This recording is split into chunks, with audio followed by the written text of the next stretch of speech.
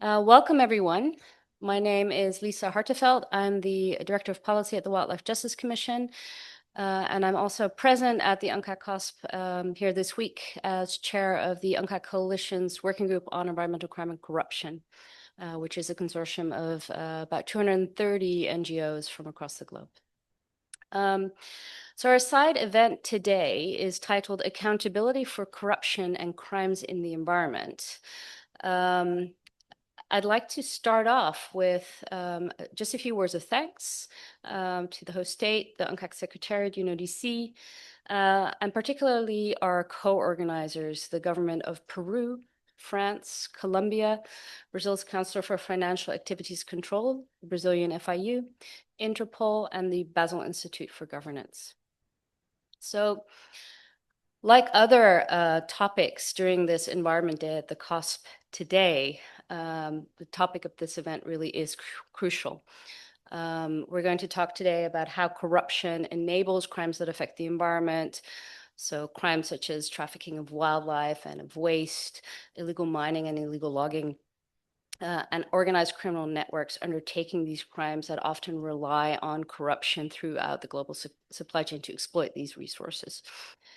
The UNCAC is a powerful, but unfortunately still underutilized tool to tackle corruption facilitating such crimes. So the CoSP this week really presents a critical opportunity for states to strengthen their response by leveraging the tools available under this convention to tackle corruption linked to these crime types. So in that regard, the objectives of this event are really to look at how stronger anti-corruption efforts under the UNCAC can help dismantle networks behind crimes that affect the environment and inform and also support discussions at this CoSP to help secure strong commitments in this regard. And then, of course, in particular, in relation to the draft resolution on this topic that is tabled by Namibia and Brazil.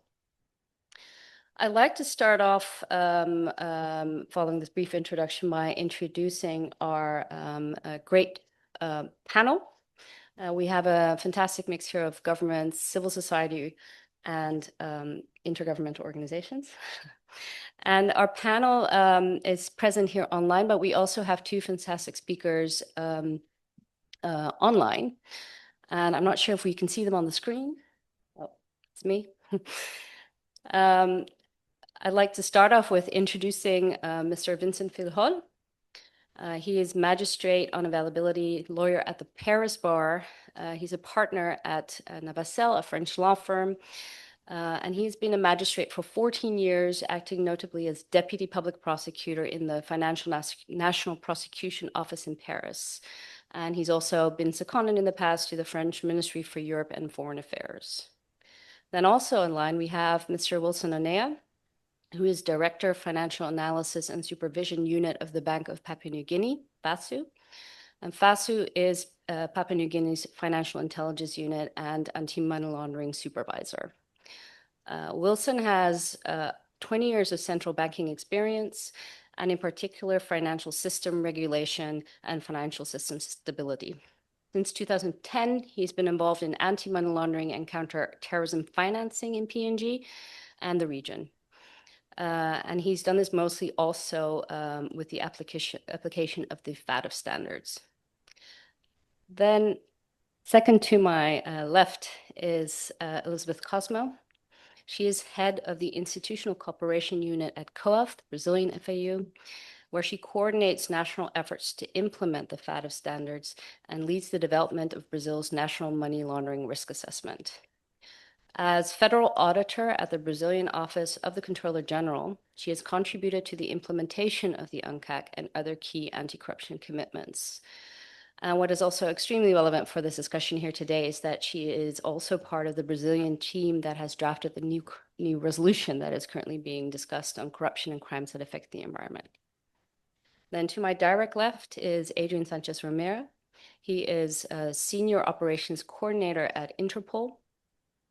Adrian is a Guardia Civil officer with extensive experience in leadership and environmental crime investigation. And he's led for almost 10 years a team of investigators on complex wildlife and forestry cases. Since 2024, he has served at Interpol's Environmental Security Subdirectorate, coordinating global law enforcement efforts against environmental offenses. And then lastly, at the end of the table here, we have Laura Ferris. She's Director of Programs of NGO The Sentry. And Laura is an expert on illicit finance related to sanctions, terrorism financing, transnational criminal organizations, environmental crimes, and money laundering. And she has worked in various attorney and advisor roles at the U.S. Department of Justice, Department of the Treasury, and at Europol as liaison officer. So with this introduction, I think going through these biographies, you can rest assured that we'll have a very interesting discussion and substantive discussion. We've organized our discussion in 2 rounds. Firstly, we'd like to, hear from the panelists to understand the problem that we're talking about a bit better. What are the biggest enforcement challenges where it comes to implementing the UNCAC in relation to the links between corruption and crimes that affect the environment? And are there any enforcement tools and approaches under the UNCAC that, in the diverse experience of this panel here, have proven effective in tackling this nexus? And then the second round will really look at, how can commitments made here, especially how can a new resolution on preventing and combating corruption in relation to crimes that affect the environment support enforcement and accountability for high-level perpetrators and really help practitioners on the ground. So with this, I'm going to direct my first question to Adrian. Adrian, could you tell us what you see at Interpol on how corruption interlinks with environmental crime, to give us a bit of an introduction on that and outline some of the tools and approaches available under Interpol to address this intersection? And it'll be very good to look at some of the enforcement tools and methods that align with and, of course, provided for under the UNCAC in that regard. Thank you. Thank you very much for your question. And first, thank you for the invitation to this panel. Let's start as it's good to understand how environmental crimes are operating at ground level. Let me use the example of illegal logging activities and how at each stage of the supply chain, there's a possibility for corruption to be enabler of the environment crime per se happening. One of the main characteristics of environmental crimes in general, we can say, are these long supply chains. And if we look at illegal logging, we start from the harvesting, and for legal harvesting, there's a need to issue a license. And this license, in many countries all around the world, they depend on local authorities who need to issue these permits. And these local authorities may not have the knowledge, the technical knowledge, or those who are responsible for the issuing of permits are at political level. So that's a first high risk place for corruption. Then we go second to the processing of the timber, where there's a very easy place to mix illegal timber with legal timber. And that's, again, very easy to look at what comes in, to look at what goes out from the processing plants. And if there's no specific surveillance, or those who are conducting the surveillance are not accurate in comparing volumes, in comparing the result of what gets in, then these illegal products are laundered and enter also the legal market. Later on, we come to the transporting process. And in most of the countries, there's a need to conduct specific controls, specific checkpoints. And at ground level, in these checkpoints, the officials are also very closely subject to direct bribes, or even when we speak about corruption, it's not only about direct bribes. It's even the possibility just to look at the other side when the truck is going through. So that's a very easy way of corruption. And to finish with the supply chain, with the sample of illegal logging, we have also the export process, where this shipment needs to go out from a port. If it's something smaller, if we speak about wildlife, it can be also through air cargo, but at the end, it's also subject to specific permits and to specific verification and contrast on what a document says and to what the shipment is actually is. So this is again a place or a stage of the supply chain where there's a high risk for corruption, and this is what we see. And we as Interpol, we are supporting our member countries in putting together all of this information, putting together the high amount, the high volume of documents that are related to these very long supply chains, and help analyzing where the inconsistencies are. And that helps first identify where the crime happens, and second, where the potential corruption can happen as well. Thank you very much, Adrian. And thanks in particular. I think it was really interesting to give a real practical example as to how you can see corruption facilitating such crimes across a supply chain and the role of Interpol in assisting law enforcement authorities in that regard. I'd like to move on to Mrs. Cosmo. So, Elizabeth, drawing at COAF on your experience at COAF in Brazil, how can financial intelligence and related tools under the UNCAC be leveraged more effectively to prevent and combat corruption facilitating such crimes? Thank you. Thank you very much, Lisa. Good afternoon, everyone. First, I would like to say that I'm really happy to be here and discuss the accountability of corruption and environmental crime, which is a topic that speaks closely to our hearts, especially, as you said, Brazil is tabling a resolution that specifically targets this issue. So what I want to highlight is that tackling corruption as it relates to environmental crime is important not only in order to preserve the environment, of course, that protecting biodiversity and preventing climate change is our ultimate goal. But when we talk about environmental crime, we are also talking about dismantling transnational organizations, criminal organizations. So we need to see environmental crime as a serious economic crime and use the proper tools and measures to address it. So to start answering your question from COAF's experience in Brazil, one clear lesson that environmental crime that we have is that environmental crime is at its core a financial crime. So illegal logging, mining, wildlife trafficking, and related corruption only persist because they generate profits that are laundered, concealed, and reinvested, and fueling the transnational organizations' networks.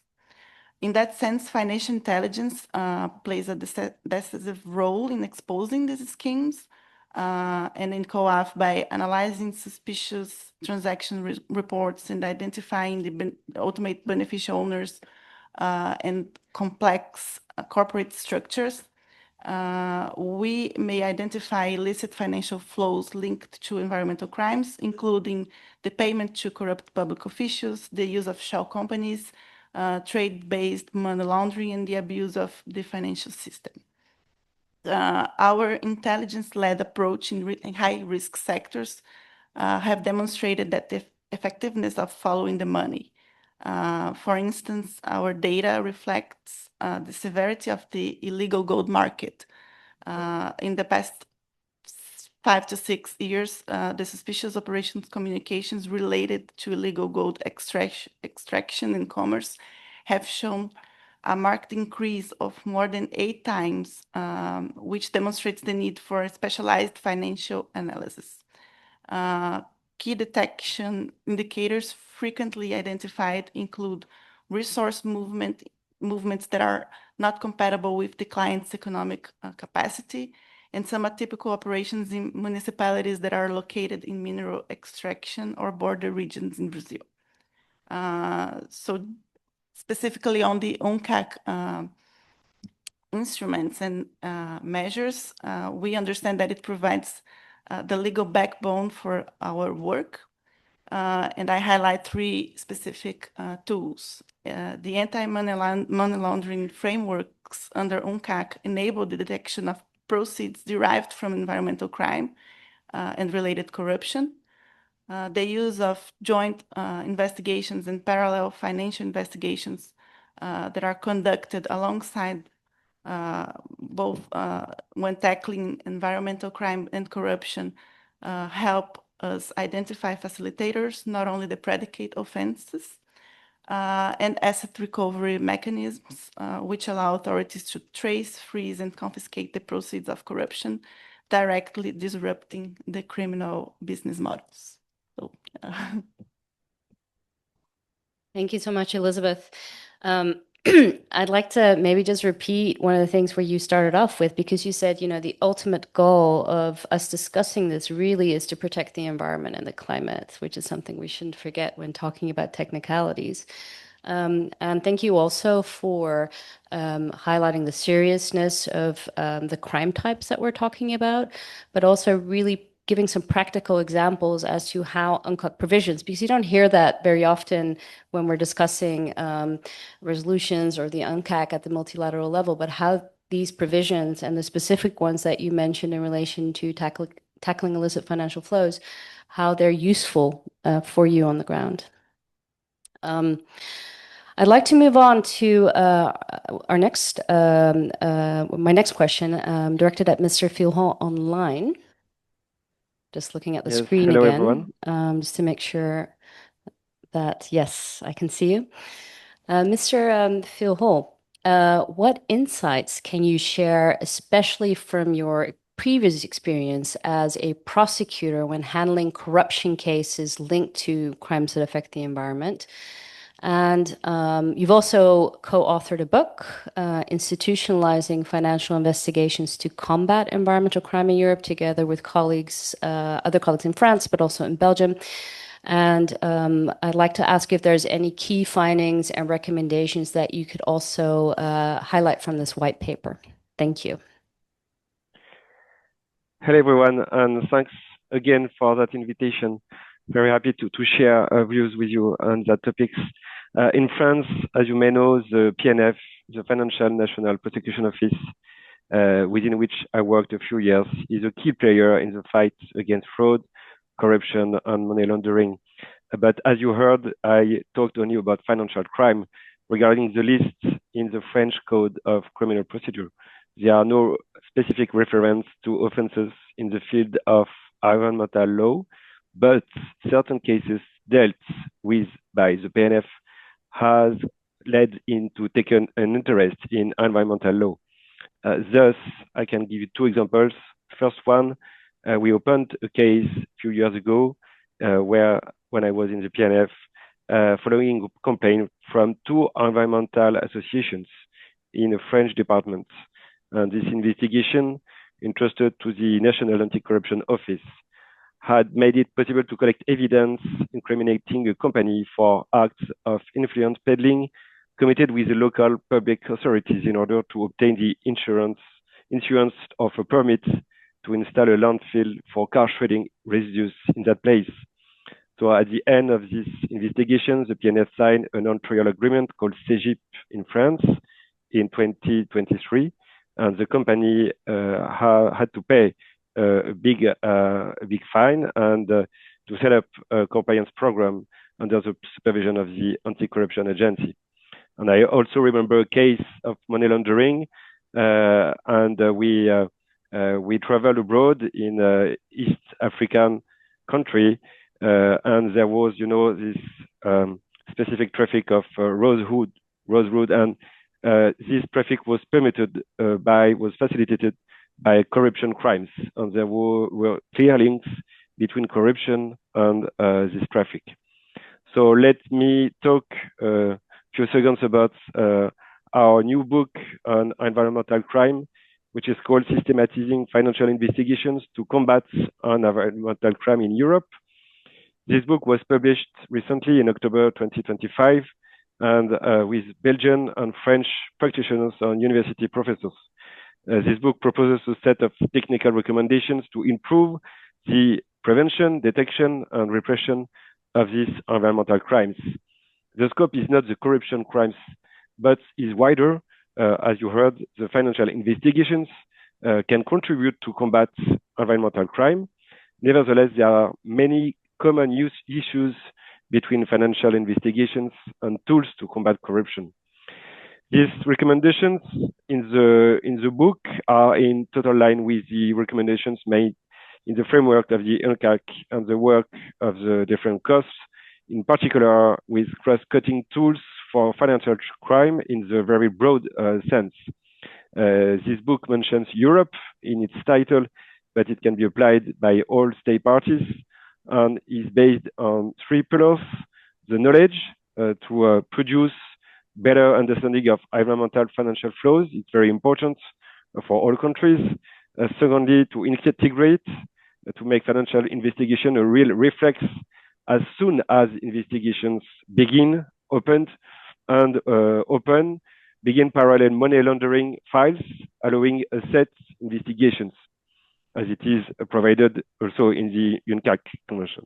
And the third one is cooperation, how to deploy coordinated, harmonized, and international mechanisms to help the cooperation.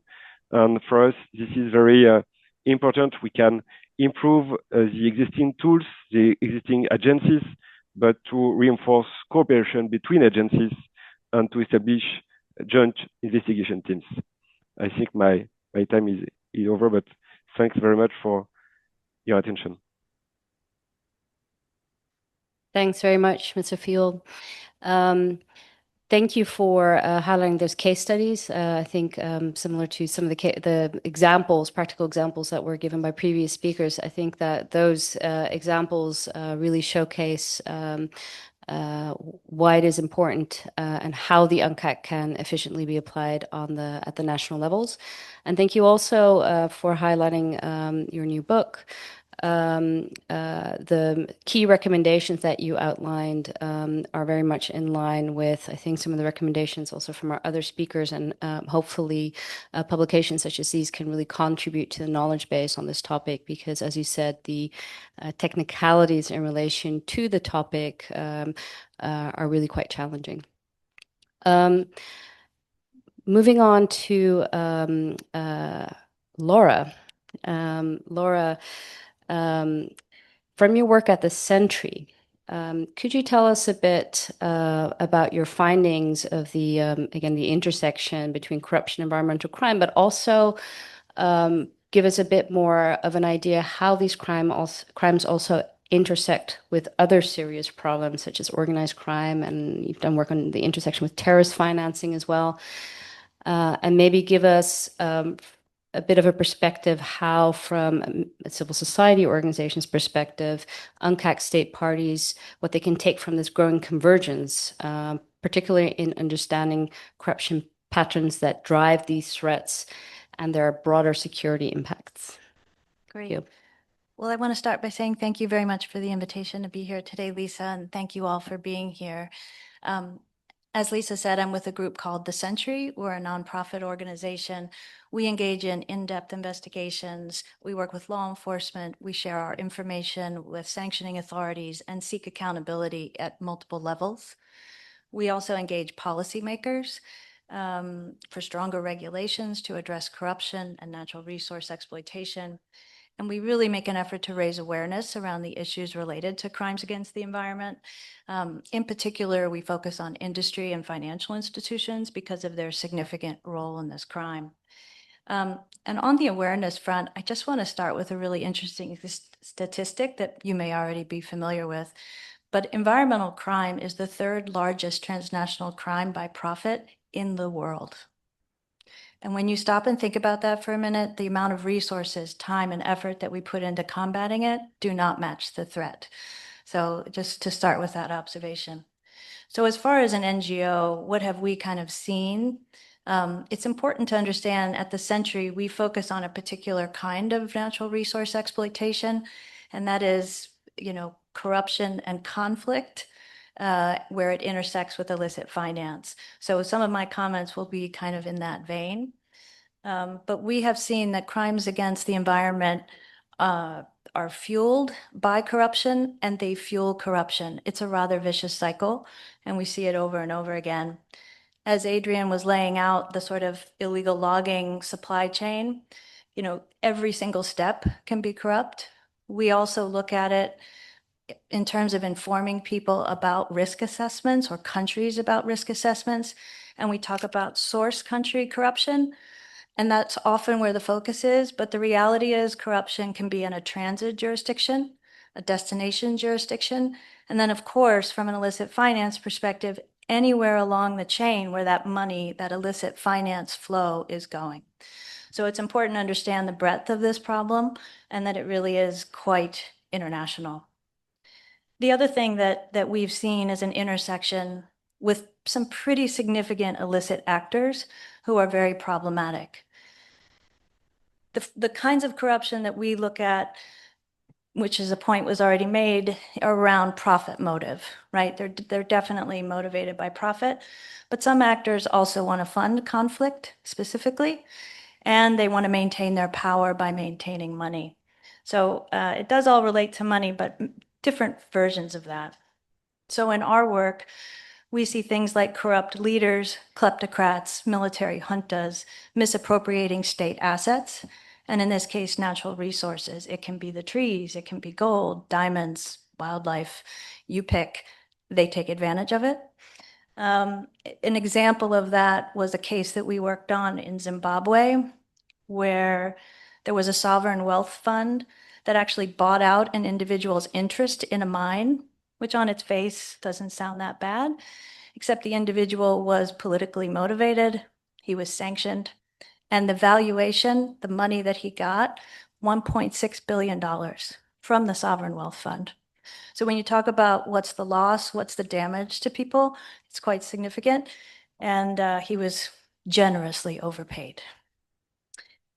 We also see corruption with respect to contracts and extraction of natural resources. So in our work, we've spent a lot of time looking at the Wagner Group, or now the Africa Corps Group, if you're familiar with them. And of course, they're affiliated with the Russian government, and they're present in Africa. They have a really interesting scheme where they offer, governments in Africa, military juntas, other questionable kleptocrats, the offer of security.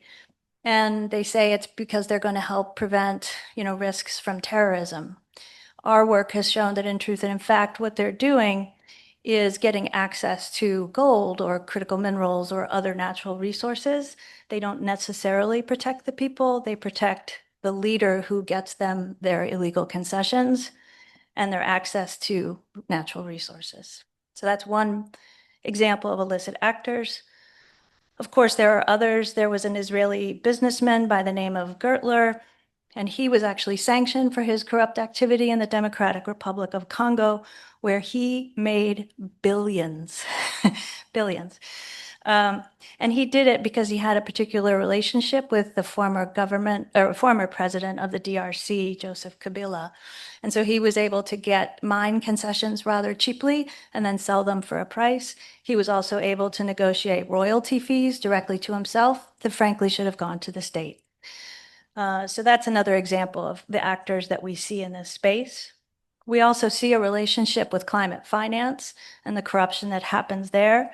We're spending trillions of dollars to save the planet, but there are actors who are looking to undermine that activity, and that's something that we spend time with and that we see. We also see an overlap, of course, with organized crime. They go where the money is, and crimes against the environment is low risk, high reward.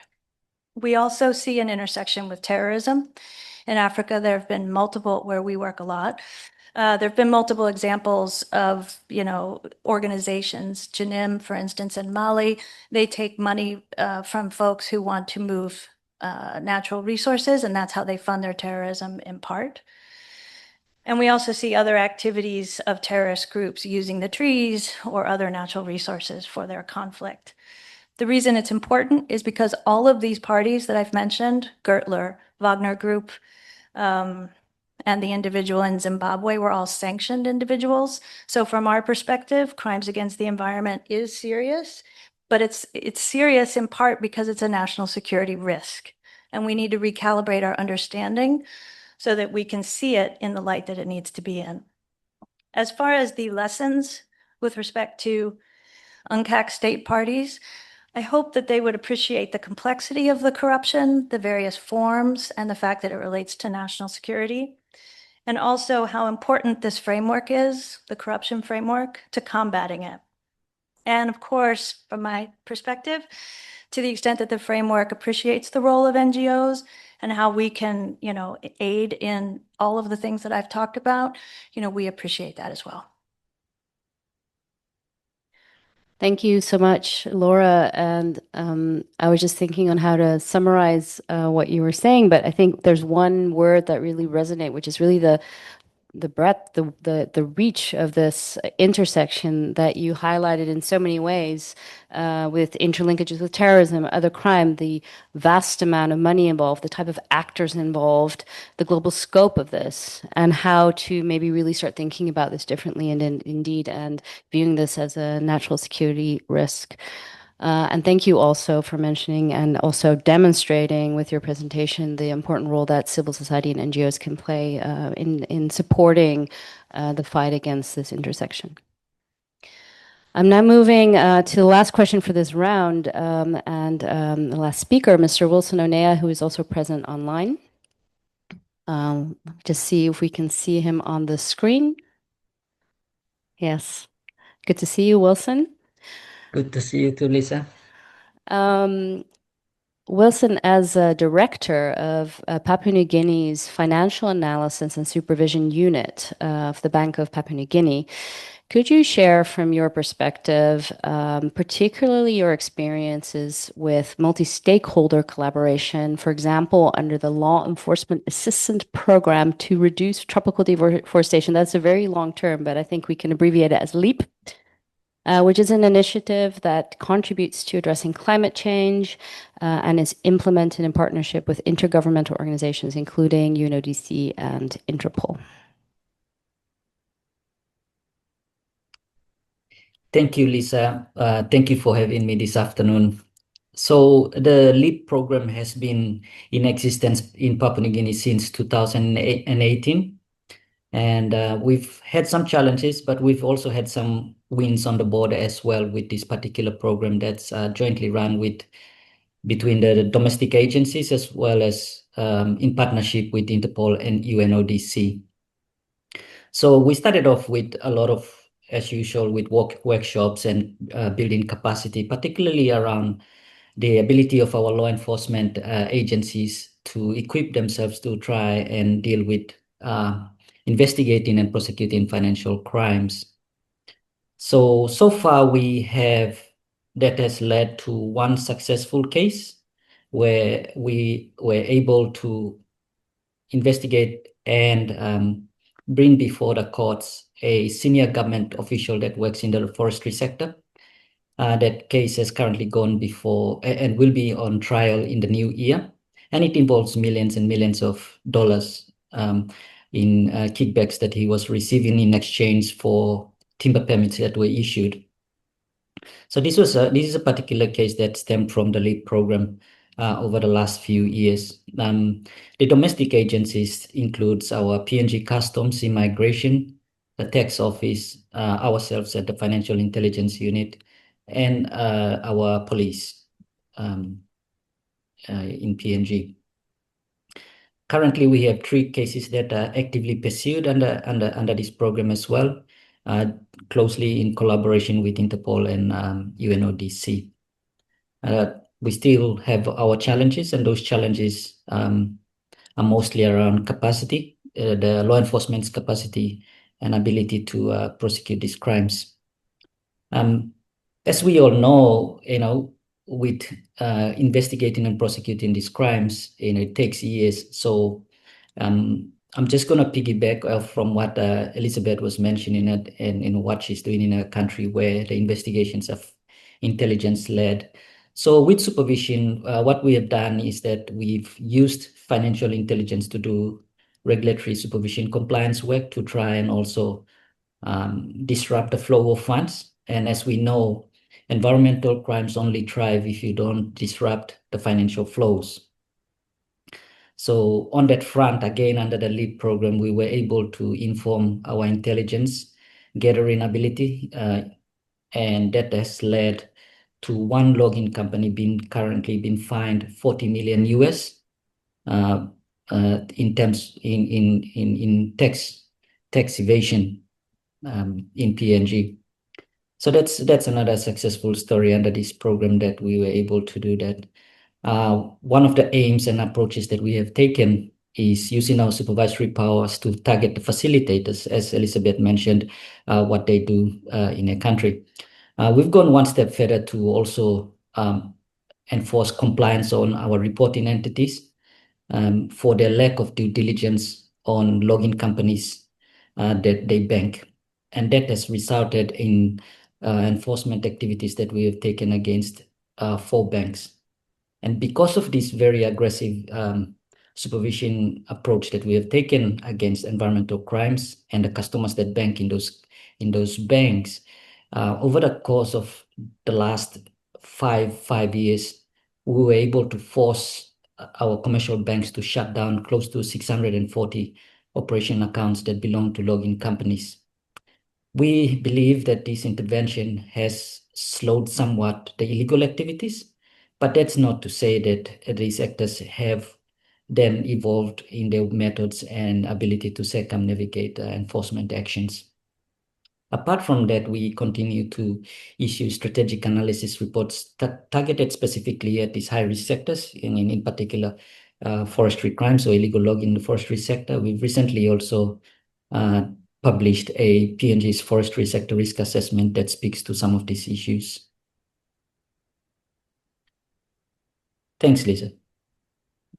Thanks so much, Wilson. And thank you for raising these important issues, both some of the challenges that are still faced in this issue, highlighting again the importance of conducting financial investigations. But the one thing that I think I'd like to highlight from the many good points that you mentioned is really the message, how important it is to also target the facilitators, so the gatekeepers, the enablers of money laundering and financial crimes. And that example that you provided on strong action taken resulting in forcing the shutdown of, I think you said over 640 accounts. I think that's quite impressive. So it also shows what impact such action can have.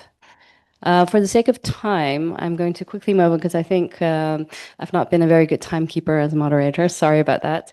I'd like to quickly move on to the second round of our questions, which is actually a very important one, namely how can, in all your perspectives, effective UNCAC implementation, and then specifically how can a new resolution on this topic here make a difference on the ground really and help practitioners. So in this regard, I'd like to go back to one of our online panelists, Vincent, and pose the first question to you. And this is really going back a couple of years because in 2019, I believe, together with Belgium, France tabled and led the negotiations on the first resolution on this topic. That's UNCAC Cost Resolution 812. Could you share some key lessons that have emerged since that time and maybe provide some examples on how this new resolution can help address such gaps? Thank you. Thanks very much again. When I remember that CoSP in Abu Dhabi in 2019, at that time, the very idea of highlighting these links between corruption and environmental crimes it was not so obvious, and it was quite a success to achieve such a negotiation of resolution.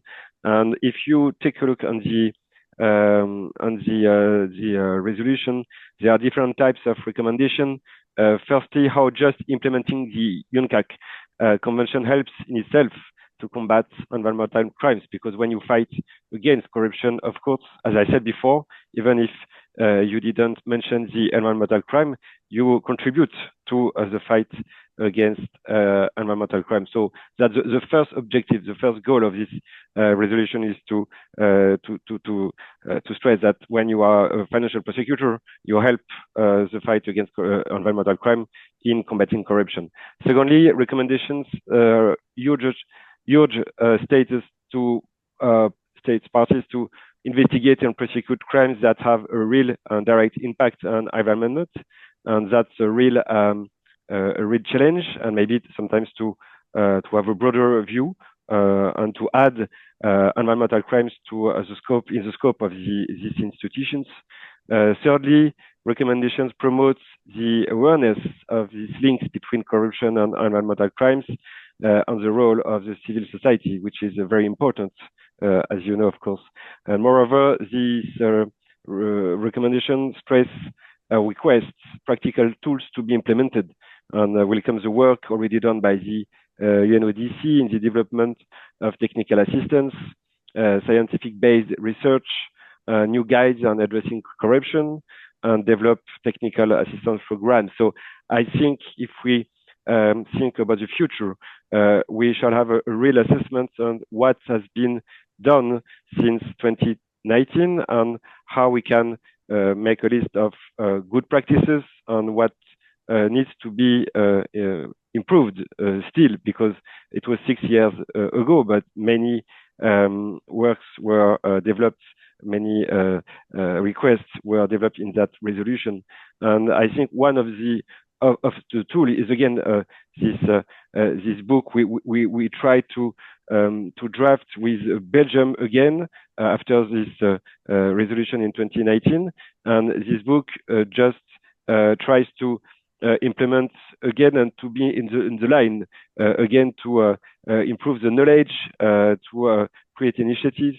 We talked in the last session about the work of the UNDP, but as you know, there is and also a new convention in with the Council of Europe combating environmental crime. So I think before maybe thinking of a new resolution, maybe to try to improve this network of all these initiatives between institutions, texts, and prosecution offices to see what we need really to improve. And maybe the first step is to apply what we decided in 2019. And our book is just a kind of implementation to promote this financial investigation and to strengthen again this coordination mechanisms and this cooperation between already existing institutions. And just want to stress that I think this is the first step, and maybe we can discuss about new resolution after. But there is a big plan in this resolution of 2019. I think many things need to be implemented still today. Thank you very much.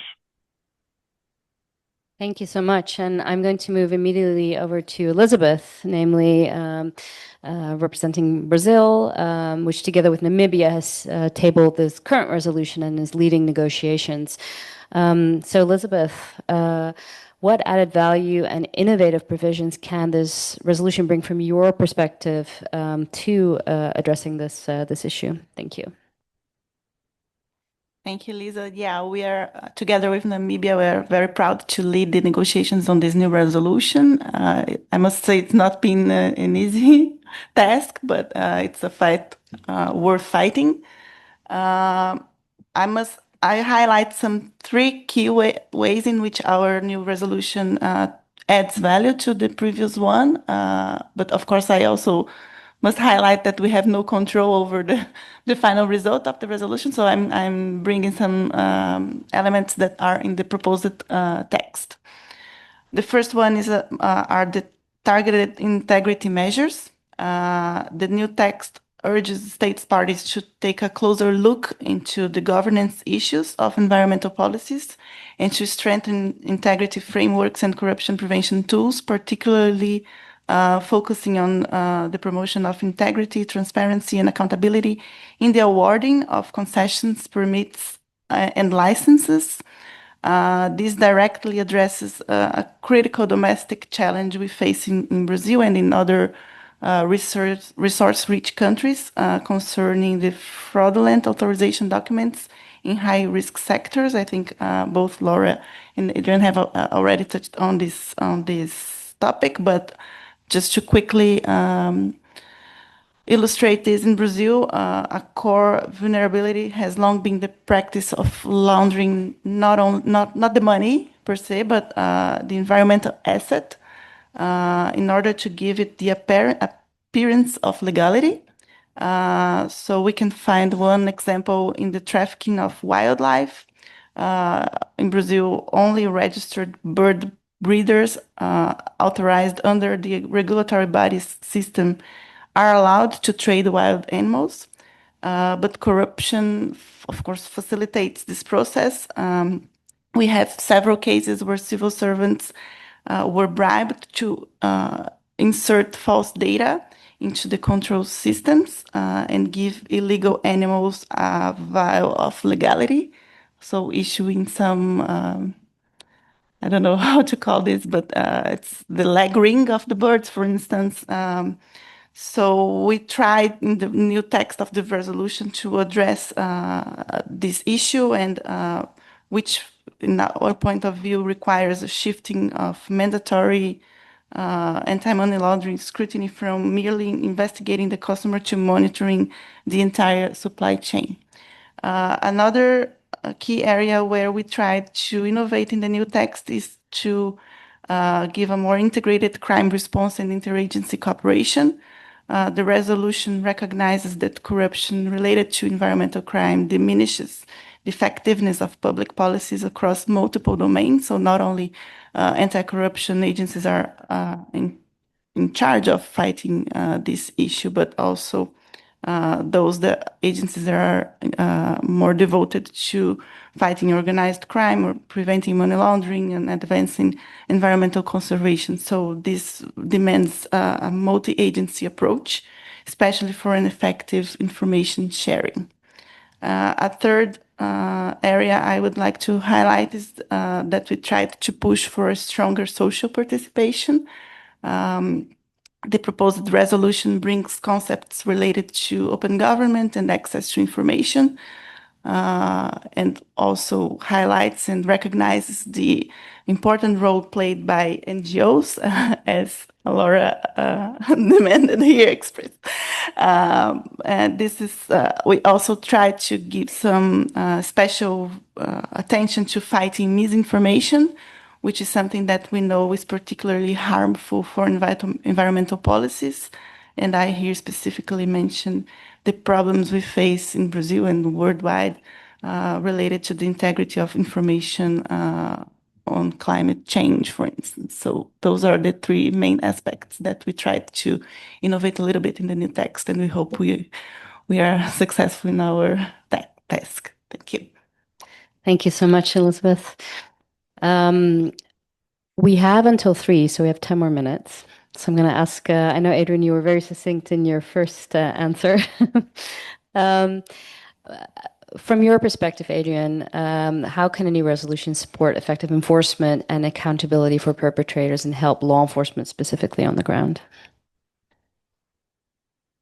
Thank you very much. And I think I'll try to be as accurate as possible and just to follow a bit of what has been already said by Elizabeth, because I think that there's it paved quite well what I was thinking to speak about now. And in terms of how can we better address the issue from an enforcement perspective, one thing that we found very effective is the possibility to apply penalties to legal entities. This is something that unfortunately is not the case in all legal frameworks, and it has proven to be quite beneficial to really tackle the issue, as we've seen throughout the session that most of the cases, we are speaking about legal businesses that have a legal operating activity, but also have an illegal side of their activity, so that there can be accountable for the activities, the illegal activities that they conduct. Second, it's to bear in mind the use or the possibility to use the financial intelligence, and not only as the way to find the assets, which is obviously this is very important, but also as a way to find the companies involved. It works in two ways. And that brings me back to the fact of assets recovery, because we had this morning a session with my colleagues from the financial and anti-corruption unit with regards to the silver notice, which is a recent tool that Interpol is providing to the member countries. It's in its pilot phase and it's been running through 2025. And the silver notice has the aim to request all member countries, so that means the 196 member countries, to locate assets and proceedings with regards to a crime, which unfortunately we've seen that there has not been yet any request with regards to environmental crime, and this is something that I would like to raise as a topic as well. Obviously, it's available as well for environmental crimes, and that we really want to encourage our countries to proceed with the issuing of the silver notices, and also to finish with the recommendation, it's to have the possibility at national level to apply complex investigation methodologies to environmental crimes, as we do for any other kind of serious crime. As it's been already said, but I would really like to highlight the idea behind. We are speaking obviously about the impact on the environment, the impact on the ecosystems, but nowadays environmental crimes are a matter of national security. And this is a key message that we need to pass. The organized criminal groups are really targeting environmental crime as a way to obtain profit, and also as a way to finance other criminal activities, and that has a huge impact in the internal security of the countries. And this is the message that I want to finish with. Thank you. Thank you, Adrian. Thank you for raising these important points. Laura, could you, again, from a civil society perspective, you're a civil society representative here, provide your perspective on what a new resolution could contribute to effectively tackling this issue, but also, again, coming back to civil society, what role can NGOs and other members of civil society play in this regard? Thank you. Yeah, and thank you to Namibia and to Brazil for putting this forward. I would argue the entire resolution is incredibly important to NGOs, but if I had to pick a few things, I would say certainly the emphasis on international cooperation with a variety of actors. NGOs are just one part, and we're thankful to be in that. Thank you. But it's incredibly important. The other thing is transparency. We need more transparency, not only for law enforcement and for other government actors to see what's going on, but also for civil society and to enable following the money, which I think has come across as a really important part of this exercise. And then finally, adopting anti-corruption standards in the context of climate finance is very important. If we're going to solve these risks related to the climate and loss of biodiversity, we have to consider the environmental crime aspect. As far as, and I'm trying to be faster because I went long and I'm sorry before, but the role of the NGOs, we have a unique role to play. We can increase transparency. We can call for public oversight. We can combat misinformation and disinformation in a way that the government isn't able to at all times. We can also increase public awareness and have discussions and focus on things that are harder for other entities to do. For an investigative NGO like myself or Lisa's NGO, Wildlife Justice Commission, we can shine light on illicit activity. We can cooperate with law enforcement. where they lack the money or the capacity in particular countries, for example, but also for the bigger ones. We can give tips on shipments that we know are bad, and we've done that, and we will continue to do that. I think other NGOs do as well. We can share intelligence and, of course, provide policy support. Thanks, Laura, for summarizing some really key points in a short amount of time.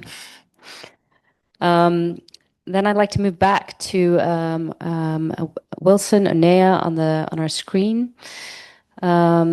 Wilson, drawing on your experience in the Asia-Pacific region specifically, how can a new resolution support enforcement and accountability and better support practitioners on the ground?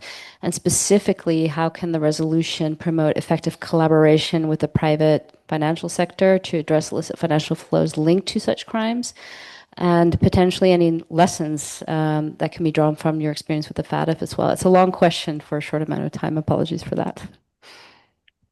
That's okay, Lisa. I'll be as quick as I can be. Maybe I'll start from the last sentence of your question, particularly around FATF and our experience. Perhaps the UNCAC should take an approach that is a bit more imposing and more enforceable, like what FATF does with countries. So you hold countries to the risks that they are vulnerable and exposed to through the standards it applies. And I think UNCAC should take that kind of approach to be a bit more imposing on countries to be obligated to arrest financial crimes in the environmental sector. Use of financial intelligence is, I can't stress enough the importance of it, but more so, and I think I don't want to repeat what Elizabeth and Laura mentioned, the collaboration, cohesion, public-private partnership between different actors.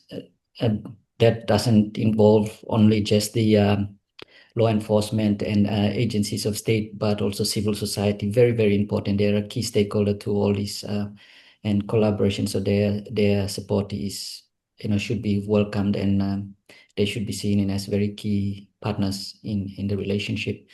The UNCAC initiatives also provide an avenue through the guidance materials that it produces, but that needs to be workshopped properly with practitioners on the ground in order to inform the different actors in the different spaces that all contribute to deterring the crime.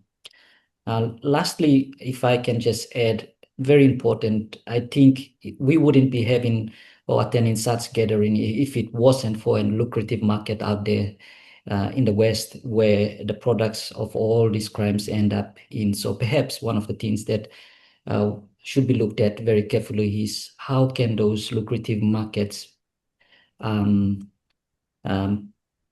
imposed upon to have proper and enhanced due diligence on the products that are an offshoot of these financial crimes that is a lure for why these crimes exist. And that is the reason why countries like Papua New Guinea and many others in the Amazon and Africa exploit it. So that would be my high-level, broader summary to this program. Thanks, Lisa. Thanks so much, Wilson. Some very important points you raised there too. I know that we're at the end of the time, so what I'm going to do is briefly summarize at a very high level, because I think there are some really important, more detailed technical recommendations that you've made as well. We'll be making a summary of this event. And while I know Wilson and Vincent, you're not available here in the room, but I don't think there's an event after this. So if you do have any questions for the panel, please feel free to approach them. And maybe if you do have questions for Vincent and for Wilson, I'm happy to pass them on and put you in touch. So basically, at a very high level, I think there are 5 main recommendations that I can summarize in terms of all the great points that you have brought across. Firstly, all of you have mentioned the importance of parallel financial investigations and asset recovery measures to really target financial facilitators and deprive organized criminal networks of illicit gains. Secondly, another important point that was raised was integrity and transparency measures, which are key to addressing the systemic vulnerabilities within critical supply chains that enable the laundering of environmental assets. And linked to that, Wilson, you also just made a really great point about due diligence, also in countries where a lot of these markets end up in. And Laura, you, and I think someone else also specifically mentioned, there's also links to broader problems such as climate finance and broader vulnerabilities. Thirdly, utilize the UNCAC enforcement and international cooperation provisions to tackle the intersection between corruption and crimes that affect the environment, but also more broadly to the, with other serious crime, terrorist financing, and important provisions apply important provisions that the UNCAC provides in this regard, such as interagency cooperation, special investigative techniques, intelligence-led investigations. And one thing, Adrian, in that regard that you mentioned that is key is to also update national legislations to really mandate authorities on the ground to apply these, practically apply these measures on the ground in relation to corruption, facilitating crimes that affect the environment. In parallel, and this is going to, I think, the main point, Wilson, that you made in your first question, taking into account also the time that criminal investigations and court cases may take, it's also important to target and work with the gatekeepers and the enablers of money laundering and financial crimes. And then lastly, Laura, this is Laura's wording, but it's something, Adrian, that you also very much highlighted in one of your answers, is really to recalibrate the understanding of the issue as a whole, and really that this is a broader issue than just, and I'm saying that with true practice because it's a humongous issue already in itself, crimes that affect the environment linked to corruption, but also with other serious issues, and that it is really a national security issue. So with that, I'd really like to thank our panelists here today, both here in person and online. And I would also like to thank you all here in the audience for attending today, as well as, and this is a hybrid event, we also have an audience that is listening in online. Thank you very much.